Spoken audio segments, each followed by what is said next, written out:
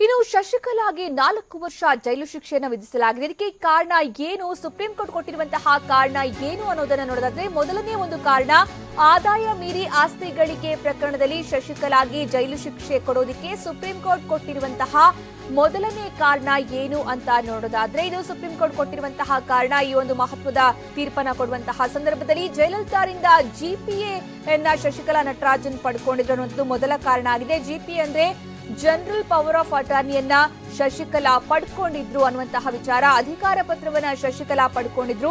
Jaya publications ನ ಜಿಪಿಎನ ವಿಕೆ ಶಶಿಕಲಾ ಪಡ್ಕೊಂಡಿದ್ರು ಅನ್ನುವಂತಹ ಒಂದು ಕಾರಣವೇ ಮೊದಲ ಕಾರಣ ಆಗಿದೆ. ಕಾನೂನು ಸಂಕಷ್ಟಗಳಿಂದ ಪಾರಾಗಲೆಂದೇ ಜಿಪಿಎನ ಜಯಲಲಿತಾ ಶಶಿಕಲಾಗೆ ನೀಡಿದ್ರು ಅನ್ನುವಂತಹ ವಿಚಾರ. ಜಯಲಲಿತಾ ಶಶಿಕಲಾ ನಟರಾಜನ್ಗೆ ಕಾನೂನು ಸಂಕಷ್ಟಗಳಿಂದ ಪಾರಾಗೋದಿಕ್ಕೆ ಅಂತ ಜಿಪಿಎನ ಕೊಟ್ಟಿದ್ರು. ಜಯಲಲಿತಾ ನಿರ್ವಹಣೆ ಮಾಡ್ತಾ ಇದ್ದಂತಹ ಹಣ ಏನಿದೆ, ಜಯಲಲಿತಾ ಅವರ ಹಣವನ್ನ ನಿರ್ವಹಣೆ ಮಾಡ್ತಾ ಇದ್ದು ಶಶಿಕಲಾ ಆಗಿದ್ರು. ಜಿಪಿಎ ಮೂಲಕ ಜಯಾ ಹಣದ ಸಂಪೂರ್ಣ ನಿರ್ವಹಣೆಯನ್ನ ಶಶಿಕಲಾ ಮಾಡ್ತಾ ಇದ್ರು. ಹೀಗಾಗಿ ಇದು ಮೊದಲ ಕಾರಣ ಆಗಿದೆ ಅಂತ ಸುಪ್ರೀಂ ಕೋರ್ಟ್ ಅಭಿಪ್ರಾಯಪಟ್ಟಿದೆ.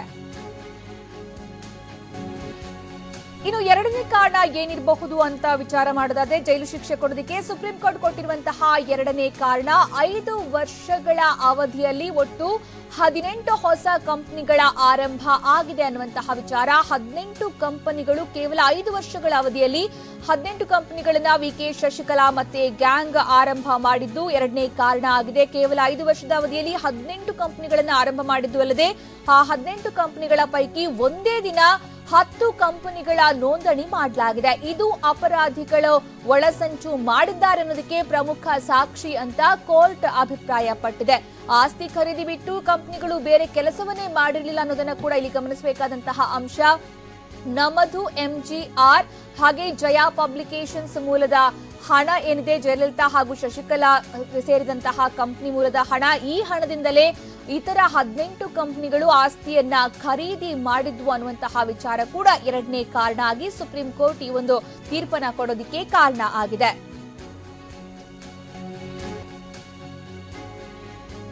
ಇನ್ನು ಜೈಲು ಶಿಕ್ಷೆ ಕೊಡೋದಕ್ಕೆ ಶಶಿಕಲಾಗೆ ಸುಪ್ರೀಂ ಕೋರ್ಟ್ ಕೊಟ್ಟಿರುವಂತಹ ಮೂರನೇ ಕಾರಣ ಏನು ಅನ್ನೋದನ್ನ ನೋಡೋದಾದ್ರೆ, ಎಲ್ಲಾ ಕಂಪನಿಗಳಿಗೂ ಕೂಡ ಜಯಲಲಿತಾ ಅವರ ಮನೆಯೇ ವಿಳಾಸ ಆಗಿತ್ತು ಅನ್ನುವಂತಹ ವಿಚಾರ. ಚೆನ್ನೈನ ಪೋಯಸ್ ಗಾರ್ಡನ್ ನಲ್ಲಿರುವಂತಹ ಜಯಲಲಿತಾ ಅವರ ನಿವಾಸವೇ ಎಲ್ಲಾ ಕಂಪನಿಗಳಿಗೂ ಕೂಡ ಖಾಯಂ ವಿಳಾಸ ಆಗಿತ್ತು. ಅಂದ್ರೆ ಅಲ್ಲಿಂದಲೇ ಆರಂಭವಾದಂತಹ ಕಂಪನಿಗಳು ಎಲ್ಲವೂ ಕೂಡ ಅನ್ನುವಂಥದ್ದು. ಹಾಗೆ ರಕ್ತ ಸಂಬಂಧಿ ಅಲ್ಲದೆ ಇದ್ರೂ ಕೂಡ ಜಯಲಲಿತಾ ಅವರ ಜೊತೆಯಲ್ಲೇ ಶಶಿಕಲಾ ವಾಸ ಮಾಡ್ತಾ ಇದ್ದಂತಹ ವಿಚಾರವಾಗಿ, ಶಶಿಕಲಾ ಮತ್ತು ಆಕೆಯ ಗ್ಯಾಂಗ್ ಜಯಲಲಿತಾ ಜೊತೆಯಲ್ಲೇ ವಾಸ ಮಾಡ್ತಾ ಇದ್ರು. ಆದ್ರೆ ರಕ್ತ ಸಂಬಂಧಿಗಳು ಆಗಿರ್ಲಿಲ್ಲ. ಹೀಗಿರುವಾಗ ಅಪರಾಧಿಗಳು ಅಮಾಯಕರು ಅಂತ ನಂಬೋದಕ್ಕೆ ಆಗಲ್ಲ ಅಂತ ಸುಪ್ರೀಂ ಕೋರ್ಟ್ ಅಭಿಪ್ರಾಯಪಟ್ಟಿದೆ. ಒಟ್ಟಾರೆ ಶಶಿಕಲಾಗೆ ಜೈಲು ಶಿಕ್ಷೆ ನೀಡೋದಕ್ಕೆ ಮುಖ್ಯ ಕಾರಣದಲ್ಲಿ ಮೂರನೇ ಕಾರಣ ಇದಾಗಿದೆ. ಇನ್ನು ನಾಲ್ಕನೇ ಕಾರಣವನ್ನ ನೋಡೋದಾದ್ರೆ, ಜೈಲು ಶಿಕ್ಷೆ ಕೊಡೋದಕ್ಕೆ ಸುಪ್ರೀಂ ಕೋರ್ಟ್ ಕೊಟ್ಟಿರುವಂತಹ ನಾಲ್ಕನೇ ಕಾರಣ ಆದಾಯ ಮೀರಿ ಆಸ್ತಿ ಗಳಿಕೆ ಪ್ರಕರಣದಲ್ಲಿ ಶಶಿಕಲಾಗೆ ಜೈಲಾಗೋದಕ್ಕೆ ಸುಪ್ರೀಂ ನೀಡಿದ ನಾಲ್ಕನೇ ಕಾರಣ, ಜಯಲಲಿತಾ ಜೊತೆಗೆ ಸೇರಿ ಅಕ್ರಮ ಆಸ್ತಿ ಸಂಪಾದನೆಗೆ ಒಳಸಂಚು ರೂಪಿಸಿದ್ದಾರೆ ಶಶಿಕಲಾ ಅನ್ನುವಂತಹ ವಿಚಾರ. ಇತರೆ ಅಪರಾಧಿಗಳೊಂದಿಗೆ ಶಶಿಕಲಾ ಒಳಸಂಚು ನಡೆಸಿ ಅಕ್ರಮ ಆಸ್ತಿ ಸಂಪಾದನೆ ಮಾಡೋದಕ್ಕೆ ಪ್ಲಾನ್ ಮಾಡಿಕೊಂಡಿದ್ರು ಅಂತ. ಜಯಾ ಹಣದಿಂದಲೇ ಸಾವಿರಾರು ಎಕರೆ ಭೂಮಿಯನ್ನ ಕೂಡ ಖರೀದಿ ಮಾಡಲಾಗಿತ್ತು. ವಿವಿಧ ಕಂಪನಿಗಳು ಮತ್ತೆ ವೈಯಕ್ತಿಕ ಹೆಸರಲ್ಲಿ ಶಶಿಕಲಾ ಜಮೀನು ಖರೀದಿ ಮಾಡಿದ್ದರು ಅಂತ. ಹಾಗೆ ಜಯಲಲಿತಾ ಶಶಿಕಲಾರನ್ನ ಇರಿಸಿಕೊಂಡಿದ್ದಕ್ಕೆ ಯಾವುದೇ ಸೂಕ್ತ ಕಾರಣ ಇಲ್ಲ ಅನ್ನುವಂತಹ ವಿಚಾರ ಕೂಡ ನಾಲ್ಕನೇ ಕಾರಣ ಆಗಿದೆ. ಮಾನವೀಯ ಕಾರಣ ಆಗ್ಲಿ ಅಥವಾ ಸಾಮಾಜಿಕ ಕಾರಣ ಆಗ್ಲಿ ಯಾವುದಕ್ಕೂ ಕೂಡ ಶಶಿಕಲಾರನ್ನ ಒಟ್ಟಿಗೆ ಇರಿಸಿಕೊಂಡಿರಲಿಲ್ಲ. ಬದಲಿಗೆ ಜಯಲಲಿತಾ ಆಸ್ತಿ ಹಂಚಿಕೊಳ್ಬೇಕು ಅಂತಾನೆ ಶಶಿಕಲಾ ಮತ್ತೆ ಅವರ ಗ್ಯಾಂಗ್ ಜೊತೆಯಲ್ಲಿ ವಾಸ ಮಾಡಿದ್ರು ಅನ್ನುವಂತಹ ಕಾರಣ ಕೂಡ ನಾಲ್ಕನೇ ಕಾರಣ ಆಗಿದೆ ಸುಪ್ರೀಂ ಕೋರ್ಟ್ ಈ ಒಂದು ಮಹತ್ವದ ತೀರ್ಪನ್ನ ಕೊಡೋದಿಕ್ಕೆ. ಇನ್ನು ಜೈಲು ಶಿಕ್ಷೆ ಕೊಡೋದಕ್ಕೆ ಸುಪ್ರೀಂ ಕೋರ್ಟ್ ಕೊಟ್ಟಿರುವಂತಹ 5ನೇ ಕಾರಣ ಏನು ಅಂತ ನೋಡೋದಾದ್ರೆ, ಆದಾಯ ಮೀರಿ ಆಸ್ತಿ ಗಳಿಕೆ ಪ್ರಕರಣದಲ್ಲಿ ಶಶಿಕಲಾಗೆ 4 ವರ್ಷ ಜೈಲಾಗಿದೆ. ಇದಕ್ಕೆ ಕೊಟ್ಟಂತಹ 5ನೇ ಕಾರಣ, ಶಶಿ ಎಂಟರ್ಪ್ರೈಸಸ್ಗೆ 1 ಕೋಟಿ ರೂಪಾಯಿ ಮುಂಗಡವನ್ನ ಅಡ್ವಾನ್ಸ್ ಅನ್ನ ಜಯಾ ಕೊಟ್ಟಿದ್ರು. ಷೇರು ಬಂಡವಾಳದ ರೂಪದಲ್ಲಿ 1 ಕೋಟಿ ರೂಪಾಯಿ ಹಣವನ್ನ ಜಯಲಲಿತಾ ಶಶಿ ಎಂಟರ್ಪ್ರೈಸಸ್ಗೆ ಹೂಡಿಕೆಯನ್ನ ಮಾಡಿದ್ರು ಅನ್ನುವಂತಹ ವಿಚಾರ. ಅಷ್ಟು ಮಾತ್ರವಲ್ಲ, ಈ ಒಂದು ಸತ್ಯವನ್ನ ಜಯಲಲಿತಾ ಅವರ ಪ್ರತಿನಿಧಿ ಒಪ್ಪಿಕೊಂಡಿದ್ರು ಅಂತ ಕೂಡ ಮಾಹಿತಿಯನ್ನ ಸುಪ್ರೀಂ ಕೋರ್ಟ್ ಈ ಸಂದರ್ಭ ಬಹಿರಂಗಪಡಿಸಿದೆ. ಐಟಿ ಅಧಿಕಾರಿಗಳ ಎದುರು ಸತ್ಯವನ್ನ ಒಪ್ಪಿಕೊಳ್ಳಲಾಗಿತ್ತು. ಶಶಿ ಎಂಟರ್ಪ್ರೈಸಸ್ ಜೊತೆಗೆ ಯಾವುದೇ ಸಂಬಂಧವಿಲ್ಲ ಅಂತ ಹೇಳಿದ್ರು ಕೂಡ ಹಾಗೆ ಹೇಳೋದಿಕ್ಕೆ ಸಾಧ್ಯ ಇಲ್ಲ. ಐಟಿ ಅಧಿಕಾರಿಗಳ ಎದುರೇ ಜಯಲಲಿತಾ ಅವರ ಪರಿಚಯಸ್ಥರು ಈ ಒಂದು ವಿಚಾರವನ್ನ ಹ್ಯಾಂಡಲ್ ಮಾಡಿರೋರು ಅದನ್ನ ಒಪ್ಪಿಕೊಂಡಿದ್ದಾರೆ ಅನ್ನುವಂತಹ ವಿಚಾರ. ಹೀಗಾಗಿ ಜಯಲಲಿತಾ ಜೊತೆಗೆ ಕಂಪನಿಗಳ ಸಂಬಂಧ ಇಲ್ಲ ಅಂತ ಹೇಳೋದಿಕ್ಕೆ ಸಾಧ್ಯ ಆಗೋದಿಲ್ಲ. ಇದು 5ನೇ ಕಾರಣ ಅಂತ ಸುಪ್ರೀಂ ಕೋರ್ಟ್ ಅಭಿಪ್ರಾಯಪಟ್ಟಿದೆ. ಇನ್ನು 6ನೇ ಕಾರಣ ಏನು ಅಂತ ನೋಡೋದಾದ್ರೆ, ಅಕ್ರಮ ಹಣ ವರ್ಗಾವಣೆಗೆ ಅಪರಾಧಿಗಳಿಂದ ಒಳಸಂಚು ಆಗಿರೋದು ಕೂಡ ಗೊತ್ತಾಗಿದೆ ಅನ್ನುವಂತಹ ವಿಚಾರ. ಅಂದ್ರೆ ಹಣವನ್ನು ಅಕ್ರಮವಾಗಿ ವರ್ಗಾವಣೆ ಮಾಡೋದಕ್ಕೆ ಶಶಿಕಲಾ ಅಂಡ್ ಗ್ಯಾಂಗ್ ಯಾವ ರೀತಿ ಪ್ಲಾನ್ ಮಾಡಿಕೊಂಡಿದೆ ಅನ್ನೋದು ಕೂಡ ಬಹಿರಂಗ ಆಗಿದೆ ಅಂತ. ಜಯಲಲಿತಾರ ಅಕ್ರಮ ಹಣ ವಿವಿಧ ಕಂಪನಿಗಳಲ್ಲಿ ಹೂಡಿಕೆ ಮಾಡಿದ್ದು ಅಲ್ಲದೆ ಒಂದು ಖಾತೆಯಿಂದ ಮತ್ತೊಂದು ಖಾತೆಗೆ ಹಣವನ್ನ ವರ್ಗಾವಣೆ ಮಾಡಲಾಗಿದೆ. ಈ ಒಂದು ಹಣದಿಂದಲೇ ಅಕ್ರಮವಾಗಿ ಆಸ್ತಿಯನ್ನ ಈ ಅಪರಾಧಿಗಳು ಗಳಿಸಿದ್ದಾರೆ ಅನ್ನುವಂತಹ ವಿಚಾರ. ಅಪರಾಧಿಗಳ ಒಳಸಂಚಿನಲ್ಲಿ ಭಾಗಿಯಾಗಿದ್ದಕ್ಕೆ ಅಪರಾಧಿಗಳು ಇದು ಸಾಕ್ಷಿ ಅಂತ ಕೂಡ ಸುಪ್ರೀಂ ಕೋರ್ಟ್ ಅಭಿಪ್ರಾಯವನ್ನ ಪಟ್ಟಿದ್ದು, ಇದು ಕೂಡ ಒಂದು ಪ್ರಮುಖ ಕಾರಣ ಅಂತ ಸುಪ್ರೀಂ ಕೋರ್ಟ್ ಈ ತೀರ್ಪು ಕೊಡುವಂತಹ ಸಂದರ್ಭದಲ್ಲಿ ಹೇಳಿದೆ. ಇನ್ನು 7ನೇ ಕಾರಣ ಏನು ಸುಪ್ರೀಂ ಕೋರ್ಟ್ ಕೊಟ್ಟಿರುವಂತದ್ದು ಅಂತ ನೋಡೋದಾದ್ರೆ, ಆದಾಯ ಮೀರಿ ಆಸ್ತಿ ಗಳಿಕೆ ಪ್ರಕರಣದಲ್ಲಿ ಶಶಿಕಲಾಗೆ ಜೈಲಾಗೋದಕ್ಕೆ ಪ್ರಮುಖವಾದ 7ನೇ ಕಾರಣ ಅಪರಾಧಿಗಳ ಒಳಸಂಚಿಗೆ ಸರ್ಕಾರಿ ಅಧಿಕಾರಿಗಳು ಸಾಕ್ಷಿಯಾಗಿದ್ದಾರೆ ಅನ್ನುವಂತಹ ವಿಚಾರ. ನಾರ್ತ್ ಬೀಚ್ನ ಸಬ್ ರಿಜಿಸ್ಟ್ರಾರ್ ಸಾಕ್ಷ್ಯವನ್ನ ನೀಡಿದ್ದಾರೆ. ತೋಟಗಾರಿಕೆ ಅಧಿಕಾರಿ ರಾಧಾಕೃಷ್ಣನ್ ಕೂಡ ಸಾಕ್ಷ್ಯವನ್ನ ನುಡಿದಿದ್ದಾರೆ ಅನ್ನುವಂತಹ ವಿಚಾರ. ಈ ಸಾಕ್ಷ್ಯ ಅಪರಾಧಿಗಳ ಒಳಸಂಚನ್ನ ಸಾಬೀತುಪಡಿಸಿದೆ ಅಂತ ಸುಪ್ರೀಂ ಕೋರ್ಟ್ ಅಭಿಪ್ರಾಯಪಟ್ಟಿದೆ. ಜೈಲು ಶಿಕ್ಷೆ ವಿಧಿಸೋದಕ್ಕೆ 7 ಪ್ರಮುಖ ಕಾರಣಗಳನ್ನ ಸುಪ್ರೀಂ ಕೋರ್ಟ್ ಕೊಟ್ಟಿದ್ದು ನಾವೆಲ್ಲವನ್ನ ಕೂಡ ನೋಡ್ತಾ ಬಂದ್ವಿ. 7ನೇ ಕಾರಣ ಏನು ಅಂದ್ರೆ, ಇದಕ್ಕೆ ಸಂಬಂಧಪಟ್ಟಂತೆ ಸಾಕ್ಷ್ಯವನ್ನ ನುಡಿದಿದ್ದಾರೆ ಸಂಬಂಧಪಟ್ಟಂತಹ ಅಧಿಕಾರಿಗಳು ಅನ್ನುವಂತಹ ವಿಚಾರ. ಜೈಲು ಶಿಕ್ಷೆ ಕೊಡೋದಕ್ಕೆ ಸುಪ್ರೀಂ ಕೋರ್ಟ್ ಕೊಟ್ಟಂತಹ 7ನೇ ಕಾರಣ ಇದಾಗಿದೆ.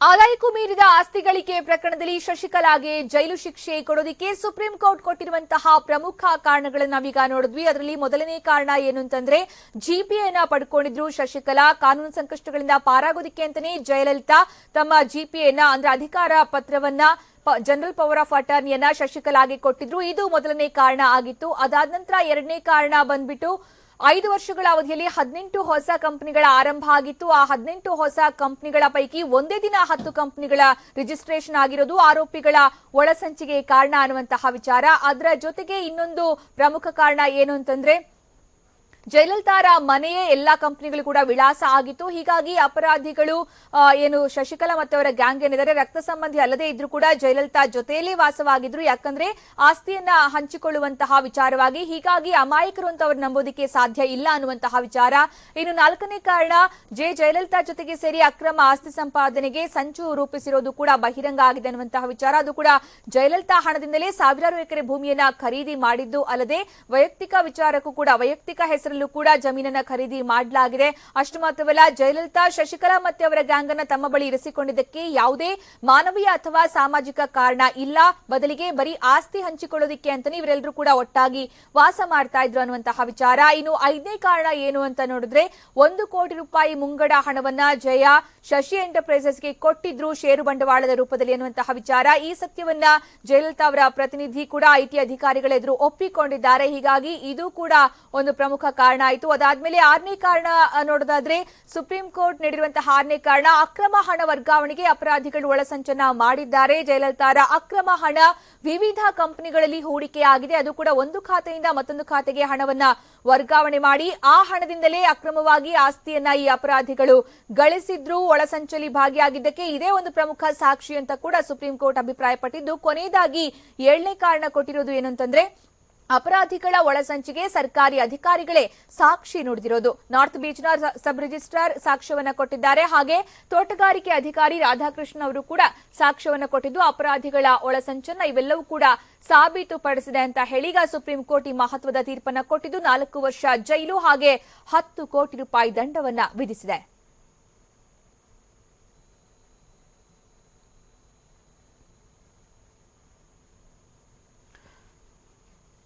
ಇವತ್ತು ಸುಪ್ರೀಂ ಕೋರ್ಟ್ ಕೊಟ್ಟಿರುವಂತಹ ಈ ಒಂದು ಆದೇಶ ತೀರ್ಪಿನ ಬಗ್ಗೆ ಹೆಚ್ಚಿನ ಮಾಹಿತಿ ನೀಡೋದಕ್ಕೆ ನಮ್ಮ ಪ್ರತಿನಿಧಿ ರಮೇಶ್ ಈಗ ನಮ್ಮ ಜೊತೆಗೆ ನೇರ ಸಂಪರ್ಕದಲ್ಲಿದ್ದಾರೆ. ರಮೇಶ್, ಈಗ ಸುಪ್ರೀಂ ಕೋರ್ಟ್ ಕೊಟ್ಟಿರುವಂತಹ ಈ ಒಂದು ಮಹತ್ವದ ಆದೇಶದಿಂದ ತುಂಬಾ ಸಂಚಲನ ಉಂಟು ಮಾಡಿರುವಂತಹ ಒಂದು ಮಹತ್ವದ ತೀರ್ಪು ಇದು. ಇಡೀ ತಮಿಳುನಾಡಿನ ರಾಜಕೀಯವನ್ನೇ ಇನ್ನೊಂದು ಆಂಗಲ್ ಇಂದ ನೋಡುವಂತೆ ಮಾಡಿದಂತಹ ತೀರ್ಪು ಇದು.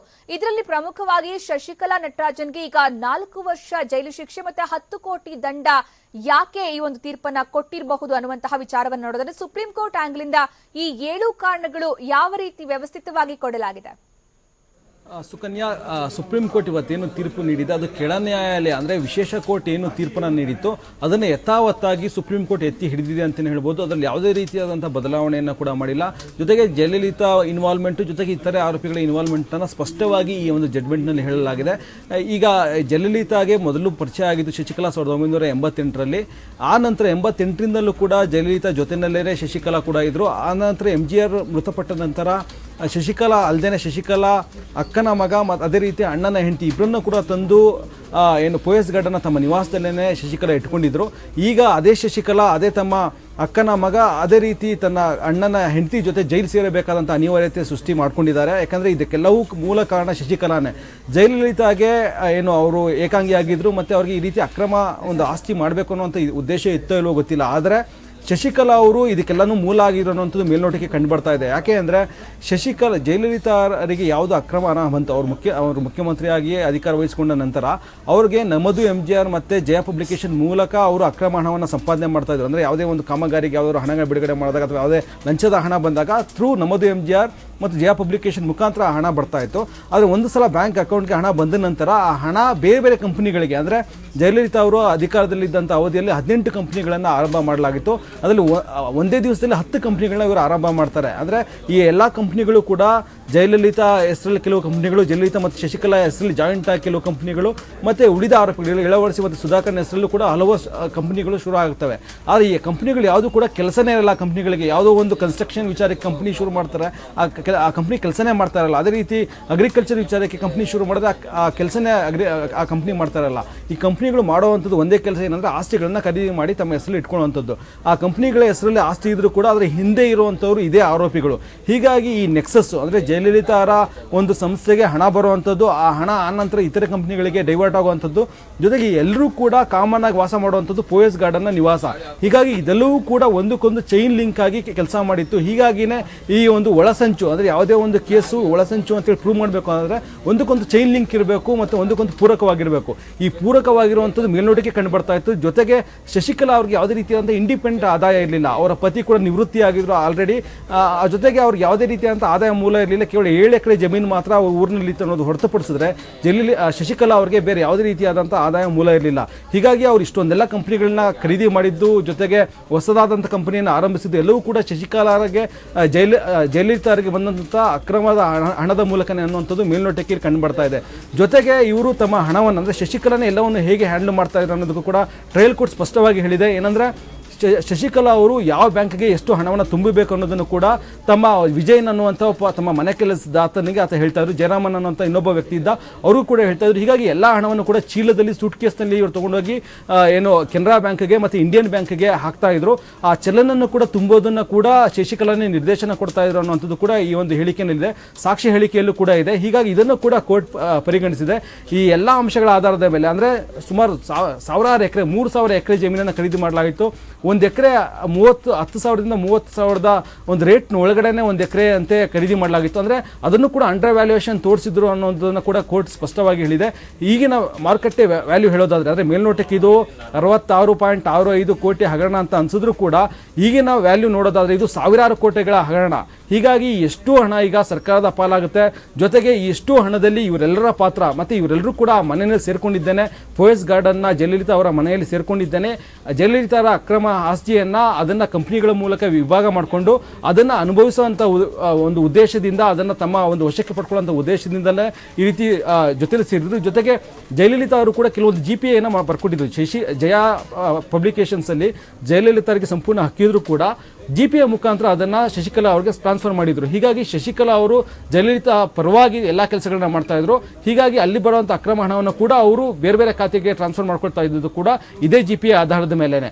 ಅದೇ ರೀತಿ ರೀತಿ ಜಯಲಲಿತಾ ಅವರು ಕೂಡ ಶಶಿ ಎಂಟರ್ಪ್ರೈಸಸ್ಗೆ 1 ಕೋಟಿ ರೂಪಾಯಿ ಬಂಡವಾಳವಾಗಿ ಹೂಡ್ತಾರೆ. ಆದರೆ ನಂತರ ಕೋರ್ಟಲ್ಲಿ ಅವ್ರು ಹೇಳ್ತಾರೆ ನಮಗೂ ಅದಕ್ಕೂ ಸಂಬಂಧ ಇಲ್ಲ ಅಂತೇಳಿ. ಆದರೆ ಇಲ್ಲಿ ಹಣ ಹೂಡಿರುವಂಥದ್ದು ಜೊತೆಗೆ GPA ಕೊಟ್ಟಿರುವಂಥದ್ದು ಇದೆಲ್ಲವೂ ಕೂಡ ಕೋರ್ಟ್ಗೆ ಎವಿಡೆನ್ಸ್ ಆಗಿ, ಡಾಕ್ಯುಮೆಂಟರಿ ಎವಿಡೆನ್ಸ್ ಆಗಿ ಸಾಬೀತಾಗುತ್ತೆ. ಹೀಗಾಗಿನೇ ಕೋರ್ಟ್ ಹೇಳುತ್ತೆ ಇದು ಒಂದಕ್ಕೊಂದು ಒಳಸಂಚಿನ ರೂಪದಲ್ಲಿ ಇವರು ಕೆಲಸ ಮಾಡಿದ್ದಾರೆ. ಹೀಗಾಗೇನೆ ಇಷ್ಟೊಂದು ಹಣ ಇವರು ಸಂಗ್ರಹ ಮಾಡೋದಕ್ಕೆ ಸಾಧ್ಯ ಆಯಿತು, ಇಷ್ಟೊಂದು ಆಸ್ತಿ ಪರಿಸ್ಥಿತಿ ಸಂಗ್ರಹ ಮಾಡೋದಕ್ಕೆ ಸಾಧ್ಯ ಆಯಿತು. ಜೊತೆಗೆ ಕಂಪನಿಗಳನ್ನ ರಿಜಿಸ್ಟರ್ ಮಾಡಿದ್ದಾರೆ, ಆದ ಕಂಪನಿಗಳು ಯಾವುದೇ ಕೆಲಸನೇ ಮಾಡ್ತಾ ಇಲ್ಲ. ಆದರೂ ಕೂಡ ಸಾವಿರಾರು ಕೋಟಿ ಬೆಲೆ ಬಾಳುವಂಥ ಪ್ರಾಪರ್ಟೀಸು ಅಥವಾ 100 ಕೋಟಿ ಬೆಲೆ ಬಾಳುವಂಥ ಪ್ರಾಪರ್ಟೀಸ್ ಕಂಪನಿಗಳ ಹೆಸರಿಗೆ ಹೇಗೆ ಬಂತು? ಕೆಲಸನೇ ಮಾಡದಿರೋಂಥ ಕಂಪನಿಗಳಲ್ಲಿ ಈ ಹಣ ಹೇಗೆ ಬರೋಕ್ಕೆ ಸಾಧ್ಯ? ಈ ಎಲ್ಲ ಅಂಶಗಳು ಕೂಡ ಶಶಿಕಲಾ ವಿರುದ್ಧವಾಗಾಯಿತು, ಜೊತೆಗೆ ಇಳವರಸಿ ಮತ್ತು ಸುಧಾಕರ್ ವಿರುದ್ಧವಾಗಾಯಿತು. ಮತ್ತು ಈ 3 ಜನ ಕೂಡ ಪರಸ್ಪರ ಸಂಬಂಧಿಗಳು ಅನ್ನೋದು ಕೂಡ ಈಗ ಪ್ರಾಸಿಕ್ಯೂಷನ್ ಅಂದರೆ ಸ್ಪೆಷಲ್ ಪಬ್ಲಿಕ್ ಪ್ರಾಸಿಕ್ಯೂಟರ್ ಏನು ಆರ್ಗ್ಯೂ ಮಾಡಿದ್ರು ಅವ್ರಿಗೆ ಪರವಾಗಿ ಒಂದು ವರದಾನವಾಗಿ ಬಂತು ಅಂತ ಹೇಳ್ಬೋದು. ಹೀಗಾಗಿ ಸುಪ್ರೀಂ ಕೋರ್ಟ್ ಯಾವುದೇ ರೀತಿಯ ಅನುಮಾನಕ್ಕೆ ಆಸ್ಪದ ಕೊಡದೇನೆ ಕೆಳ ನ್ಯಾಯಾಲಯ ಏನು ತೀರ್ಪು ಕೊಟ್ಟಿತ್ತು ಅದನ್ನು ಎತ್ತಿ ಹಿಡಿದಿದೆ. ಹೀಗಾಗಿ ಈಗ ಈ 3 ಜನ ಸಂಬಂಧಿಗಳು ಅಂದರೆ ಜಯಲಲಿತಾ ಅವರಿಗೆ ಕೆಟ್ಟ ಹೆಸರು ಬರೋದಕ್ಕೆ ಕಾರಣ ಆದಂಥ, ಜೊತೆಗೆ ಅವರ ಅಕ್ರಮ ಆಸ್ತಿ ಸಂಪಾದನೆ ಮಾಡೋದಕ್ಕೆ ಮೂಲ ಕಾರಣವಾದಂಥ ಈ 3 ಜನ ಸಂಬಂಧಿಗಳು ಈಗ ಜೈಲು ಪಾಲಾಗುವಂಥ ಸಂದರ್ಭ ಬಂದಿದೆ. ಹೀಗಾಗಿ ಇನ್ನು 1-2 ದಿವಸದಲ್ಲಿ ಅವರು ಜೈಲು ಸೇರೋದು ಖಚಿತ ಆಗುತ್ತೆ. ರಮೇಶ್, ಈಗ 30 ಕೋಟಿ ಒಟ್ಟು ದಂಡ 3 ಜನಕ್ಕೆ ಸೇರಿದಂತೆ, ಹಾಗೆ 4 ವರ್ಷ ಜೈಲು ಎಲ್ಲರೂ ಕೂಡ. ಸೊ ಈ ದಂಡ ವಸೂಲಿ ಮಾಡುವ ರೀತಿ ಹೇಗೆ, ಮತ್ತೆ ಒಟ್ಟು ಈಗ ಅಕ್ರಮ ಆಸ್ತಿ ಎಷ್ಟನ್ನ ಯಾವ ರೀತಿ ಮುಟ್ಟುಗೋಲು ಹಾಕಲಾಗುತ್ತೆ, ಕೊನೆಗೆ ಅವ್ರ ಬಳಿ ಉಳಿಯೋದೆಷ್ಟು, ಈ ಬಗ್ಗೆ ಲೆಕ್ಕಾಚಾರ ಯಾವ ರೀತಿ ಅಂತ? ಸುಕನ್ಯಾ, ಟ್ರಯಲ್ ಕೋರ್ಟ್ ಈ ಬಗ್ಗೆ ಬಹಳ ಕೂಲಂಕುಷವಾದಂಥ ಒಂದು ತೀರ್ಮಾನವನ್ನು ಕೊಟ್ಟಿದೆ. ಇದನ್ನೇ ಸುಪ್ರೀಂ ಕೋರ್ಟ್ ಕೂಡ ಇವತ್ತು ಎತ್ತಿ ಹಿಡಿದಿದೆ. ಜಯಲಲಿತಾ ಅವರು ತಮ್ಮ ನಟನೆ ಮೂಲಕ ಸುಮಾರು 7 kg 40 ಗ್ರಾಂ ಚಿನ್ನಾಭರಣಗಳನ್ನು ಅವರು ಖರೀದಿ ಮಾಡಿದ್ರು ಸ್ವಯಾರ್ಜಿತವಾಗಿ. ಹೀಗಾಗಿ ಅಷ್ಟು ಚಿನ್ನಾಭರಣವನ್ನು ಕೋರ್ಟ್ ಮುಟ್ಟುವಂಥ ಗೋಜಿಗೆ ಹೋಗಿಲ್ಲ. ಬದಲಾಗಿ ಉಳಿದ ಹಣ ಏನಿದೆ ಅಂದರೆ ಉಳಿದ ಚಿನ್ನಾಭರಣ ಏನಿದೆ, KG ಗಟ್ಟಲೆ ಚಿನ್ನಾಭರಣ, ಅಷ್ಟು ಚಿನ್ನಾಭರಣವನ್ನು ಅವರು RBIಗೆ ಅಥವಾ SBIಗೆ ಮಾರಾಟ ಮಾಡಬೇಕು, ಅಥವಾ ಹರಾಜ್ಗಿಟ್ಟು ಬಂದಂಥ ಹಣವನ್ನು ಈ ಫೈನ್ ಅಮೌಂಟಿಗೆ ಏನು 30 ಕೋಟಿ ಫೈನ್ ಅಮೌಂಟ್ ಅಂತೇಳಿ ವಿಧಿಸಿದ್ದಾರೆ ಅದನ್ನು ರೀಇಂಬರ್ಸ್ ಮಾಡೋದಕ್ಕೆ ಬಳಸ್ಕೋಬೇಕು. ಒಂದು ವೇಳೆ ಏನಾದರೂ ಇನ್ನೂ ಉಳಿದ್ರೆ ಅದನ್ನು ಸರ್ಕಾರದ ವಶಕ್ಕೆ ತಗೋಬೇಕು ಅಂತೇಳಿ ಸುಪ್ರೀಂ ಕೋರ್ಟ್ ಸ್ಪಷ್ಟವಾಗಿ ಹೇಳಿದೆ. ಅದೇ ರೀತಿ ಈಗ ಏನು ಸಾಕಷ್ಟು ಕಂಪನಿಗಳಲ್ಲಿ ಅವರು ಹಣ ಹೂಡಿಕೆ ಮಾಡಿದ್ರು, ಜೊತೆಗೆ ಸಾಕಷ್ಟು ಆಸ್ತಿ ಪಾಸ್ತಿಯನ್ನು ಖರೀದಿ ಮಾಡಿದ್ರು, ಅಷ್ಟು ಆಸ್ತಿಯನ್ನು ಸರ್ಕಾರ ಮುಟ್ಟುಗೋಲು ಹಾಕೋಬೇಕು ಅಂತೇಳಿ ಕೂಡ ಸ್ಪಷ್ಟವಾಗಿ ಕೋರ್ಟ್ ಹೇಳಿದೆ. ಹೀಗಾಗಿ ಮುಂದಿನ ದಿನಗಳಲ್ಲಿ ಈ ಎಷ್ಟು ಆಸ್ತಿಯನ್ನು ಸರ್ಕಾರ ಒಂದು ಮುಟ್ಟುಗೋಲು ಹಾಕೋಬೇಕಾಗತ್ತೆ, ಜೊತೆಗೆ ಚಿನ್ನಾಭರಣವನ್ನು ಹರಾಜಿಗಿಡಬೇಕಾಗತ್ತೆ, ಆ ಹಣವನ್ನು ಫೈನ್ ಅಮೌಂಟ್ ಆಗಿ ಅದನ್ನು ತಗೋಬೇಕಾಗತ್ತೆ. ಜೊತೆಗೆ ಆ ಫೈನ್ ಅಮೌಂಟಲ್ಲಿ ಬಂದಂಥ ಹಣದಲ್ಲಿ 5 ಕೋಟಿ ರೂಪಾಯಿನ ಕರ್ನಾಟಕ ಸರ್ಕಾರಕ್ಕೆ ಕೊಡಬೇಕು ಅಂತೇಳಿ ಕೂಡ ಸುಪ್ರೀಂ ಕೋರ್ಟ್ ಹೇಳಿದೆ. ಹೀಗಾಗಿ 5 ಕೋಟಿ ಹಣವನ್ನು ಈಗ ಕರ್ನಾಟಕ ಸರ್ಕಾರಕ್ಕೆ ಬರುತ್ತೆ. ಯಾಕಂದರೆ ಟ್ರಯಲ್ ನಡೆಸಿದ್ದೆಲ್ಲ ಸಂಪೂರ್ಣ ಕರ್ನಾಟಕದಲ್ಲಿ ಜಡ್ಜ್ ನೇಮಕಾತಿ, ಅಭಿಯೋಜಕರ ನೇಮಕಾತಿ ಎಲ್ಲ ಒಂದು ಹಣವನ್ನು ವೆಚ್ಚ ಮಾಡಿದ್ದು ಕೂಡ ಕರ್ನಾಟಕ ಸರ್ಕಾರನೇ. ಹೀಗಾಗಿ ಅಷ್ಟು ಹಣ ಜೊತೆಗೆ ಭದ್ರತೆ ಈ ಎಲ್ಲ ಹಣ 5 ಕೋಟಿ ಖರ್ಚಾಗಿರೋದ್ರಿಂದ ಇಷ್ಟು ಹಣವನ್ನು ಸರ್ಕಾರಕ್ಕೆ ಕೊಡಬೇಕು ಅಂತೇಳಿ ಸ್ಪಷ್ಟವಾಗಿ ಹೇಳಿದೆ. ಹೀಗಾಗಿ ಈಗ ಜಯಲಲಿತಾ ಅವರ ಬ್ಯಾಂಕ್ ಅಕೌಂಟನ್ನು ಕೂಡ ಕೋರ್ಟ್ ಸೀಸ್ ಮಾಡಿತ್ತು. ಶಶಿಕಲಾ ಮತ್ತು ಈ ಬ್ಯಾಂಕ್ಗಳ ಹೆಸರಲ್ಲಿದ್ದಂಥ ಎಲ್ಲ ಬ್ಯಾಂಕ್ ಅಕೌಂಟನ್ನು ಕೂಡ ಕೋರ್ಟ್ ಹಿಂದೆನೇ ಫ್ರೀಸ್ ಮಾಡಿತ್ತು. ಹೀಗಾಗಿ ಆ ಕೋರ್ಟ್ ಫ್ರೀಸ್ ಮಾಡಿದ್ದಂಥ ಒಂದು ಬ್ಯಾಂಕ್ ಅಕೌಂಟ್ನಲ್ಲಿ ಇದ್ದಂಥ ಅಷ್ಟು ಹಣ ಈಗ ಸರ್ಕಾರದ ಪಾಲಾಗುತ್ತೆ. ಹೀಗಾಗಿ ಇನ್ನು ಮುಂದೆ ಈಗ ಯಾವುದೇ ರಿವಿಷನ್ ಅಥವಾ ಇದನ್ನ ಮೇಲ್ಮನವಿಗೆ ಅವಕಾಶ ಇಲ್ಲದೆ ಇರೋದ್ರಿಂದ ಈಗ ಅಷ್ಟು ಹಣ ಈಗ ಸರ್ಕಾರದ ವಶ ಆಗುತ್ತೆ. ಸರ್ಕಾರ ಹಣನ ತನಗೆ ಬೇಕಾದಂತೆ ಬಳಸ್ಕೊಳ್ಳುವಂಥ ಎಲ್ಲ ಅಧಿಕಾರ ಹೊಂದಿರುತ್ತೆ. ಇದೆಲ್ಲವೂ ಕೂಡ ತಮಿಳುನಾಡು ಸರ್ಕಾರದ ಪಾಲಾಗುತ್ತೆ. ಓಕೆ ರಮೇಶ್, ಈಗ ಈ ಒಂದು ತೀರ್ಪು ಅಂತಿಮ ಅಂತ ಹೇಳಲಾಗ್ತಾರೆ. ಮುಂದೆ ಯಾವ ರೀತಿಯ ಒಂದು ಮಾರ್ಗ ಇರುತ್ತೆ? ಈಗ ಶಶಿಕಲಾ ಅವರಿಗಾಗ್ಲಿ, ಇಳವರಸಿ ಆಗ್ಲಿ, ಸುಧಾಕರನ್ ಅವರಾಗ್ಲಿ, ಅವ್ರೀಗ ಯಾವಾಗ ಸರೆಂಡರ್ ಆಗ್ಬೇಕಾಗುತ್ತೆ? ಮೇಲ್ಮನವಿ ಸಲ್ಲಿಸುವಂತಹ ಆಪ್ಷನ್ ಏನಾದ್ರೂ ಇದೆಯಾ ಈ ಕೇಸಲ್ಲಿ? ಯಾವ ರೀತಿ ಮುಂದೆ ಅಂತ? ಸುಕನ್ಯಾ, ಈಗ ಮೇಲ್ಮನವಿ ಸಲ್ಲಿಸುವಂತ ಯಾವುದೇ ರೀತಿಯಾದಂಥ ಆಪ್ಷನ್ ಉಳಿದಿಲ್ಲ.